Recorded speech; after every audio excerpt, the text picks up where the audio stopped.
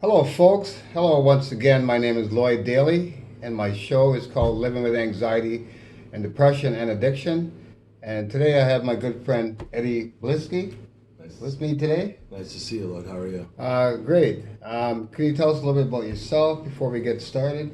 Sure. My name's Ed Belitsky. I'm originally from Hamilton. I'm now living in Toronto. Been here for about 7 years, and I've just gotten my credentials to become a peer support worker. And I'm passionate about helping people and living in recovery. And I can tell you what some of the things that I've been doing, some of the things that have helped me overcome my depression, anxiety, and Yeah. addiction.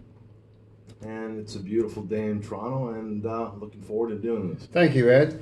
So the first question I'll ask you is, how has anxiety and depression affected your life? Anxiety and depression at first, when I was under the addiction of alcohol and or cocaine. I'll give you a little bit of background information. My mother died when I was 3. My father died when I was 19.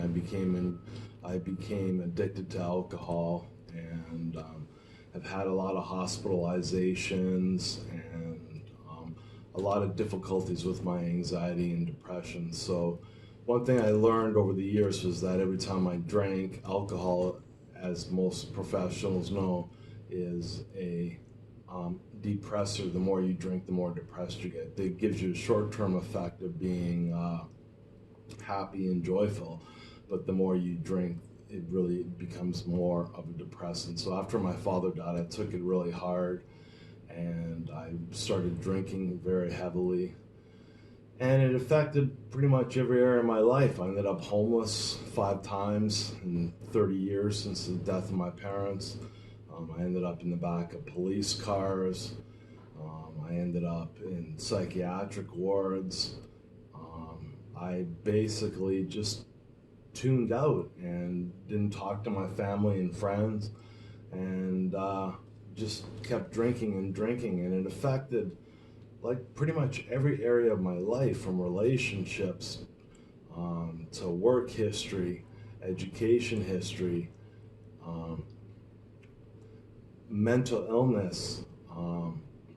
And the mental illness is something that we'll touch upon. I just want to let everybody know that it's not easy to dissect your life in front of the camera and in front of the social media and the YouTube audience. So I'm just glad that you can come and talk with us and tell us about a little bit of this anxiety and how it affects you and so many people.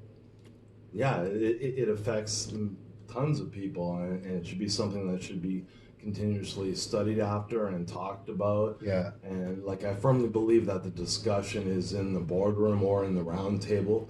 And I firmly believe that one person who has a mental illness, just like one addict helping another addict, it can move mountains. Yeah. And you know, I would sleep in late. I wouldn't sleep at all. I wouldn't shower. I wouldn't eat.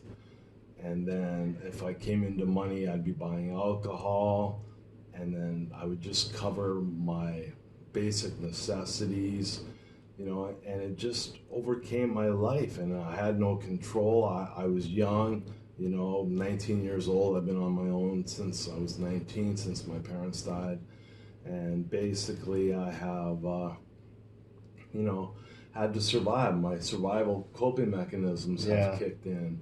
And And what about jobs? Like, was it affected your employment? Do you look for a job? And yeah, every time I'm the type of recovering alcoholic that could always get a good job. I've had some good jobs, from working from the Alberta government to survival jobs and so forth.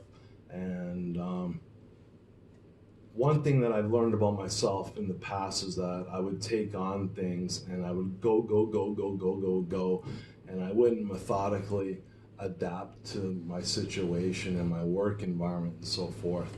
I would take on lots of things, and then I would burn out. Then I would usually drink, and then I would either quit or get fired. Many times calling in sick, lying to my boss, saying, not showing up for 2, 3, 4 days. I remember a company event in Calgary. We were all supposed to go to Vancouver, and I called in sick because the night before I got hammered, and my my depression and anxiety was through the roof, and I didn't go on a company trip, free trip to Vancouver, Yeah. you know.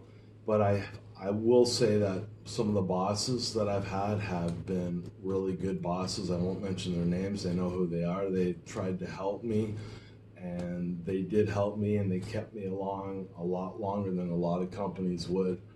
So now, I'm looking to basically work part-time for a little bit and slowly reintegrate into society. And, you know, I did something that I thought was the best move for myself. I took basically 5 years to get my mental illness addiction problems under control. Yeah. And, I'm a human being. I make mistakes, things happen, but I do have fairly good control over my mental illness and my addiction issues now. And that took a lot of time, took a lot of hard work, and also, I'm not perfect. I still struggle certain days. Yeah. Sleep it would affect my sleep. There's been times I've been up for, 72, 96 hours straight with no sleep, not using, and when the body can't rest and get that REM important sleep, stupid things happen. Well, that led me, what you're saying, that leads me into my second question. How was, we might have to start all over again.